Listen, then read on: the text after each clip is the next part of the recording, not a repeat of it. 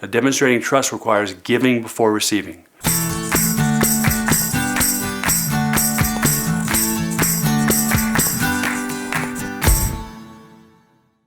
So throughout this program, you've heard me speak about trust and how it's a vital component of the aspect of listening.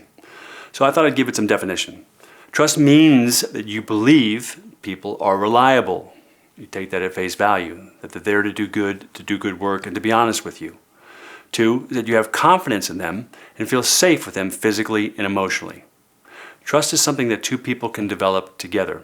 It's a collaborative process, but it starts with you and how you trust yourself. It's also a decision. It's a choice to demonstrate and donate trust to other people.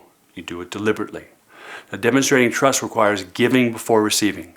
Now, this is not an if-then proposition, meaning if they demonstrate things that I believe are trustworthy, then I will give them my trust. It's me giving trust in advance. Or put another way, or put two other ways. One being, be what you want to see, right? And also, don't fear what you might hear. Because what you hear, or what you might hear, might teach you something. I'd like to share a story with you. Often in organizations, I hear about communication challenges. That certainly all comes back to listening from my perspective, but let me expand on this. Some of the most powerful organizations who build companies for the future are great when it comes to listening.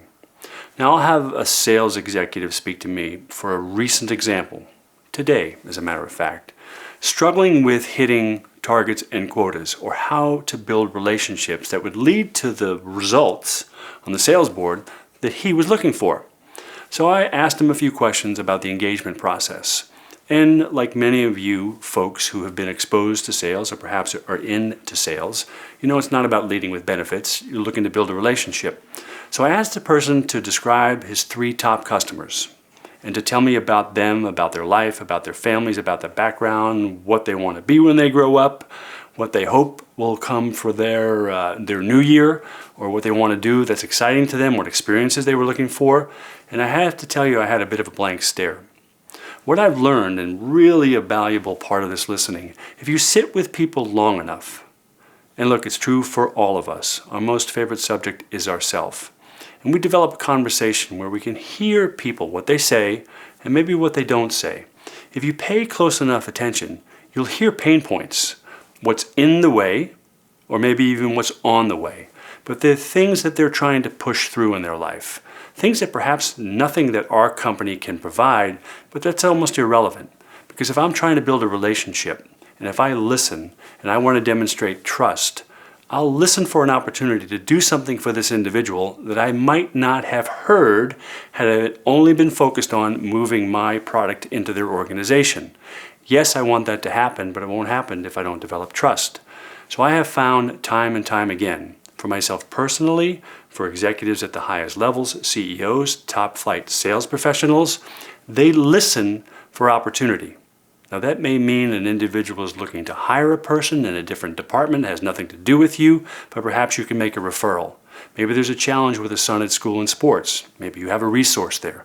Maybe there's an experience they're looking forward to do. They don't have any experience with that experience, but perhaps you know somebody or you can provide information or literature. If you pay attention to people, and their most important subject being themselves, and you are authentic and sincere about it, people remember that, right? Nobody likes to be sold, but people like to buy. So I listen for, or suggest you listen for, opportunities to develop that relationship. I like to look at this process of listening as business cards face down. Whether you are in your organization or visiting another person's organization or a customer's organization. Yes, there are people on the organizational chart. But look, we're all human beings. We all have fears, needs, desires, goals, places we're trying to get to. If you engage people in a conversation whereby what you listen, using good questions, you'll learn an amazing thing about a person that you've known a couple of years, or you'll hear amazing things about people on a first-time conversation. You get people talking about what's most important to them and listen for what that actually is and do something to support them in their journey. They will remember that. It all comes around. Nobody likes to be sold. People like to buy. Make it to be where when you show up, people are happy to see you because you have a legitimate interest in that person sitting across from you. The greatest gift you can give another person is eye contact and your presence. If you listen and demonstrate that, you'll see a dynamic shift in the outcome you get. Are you listening?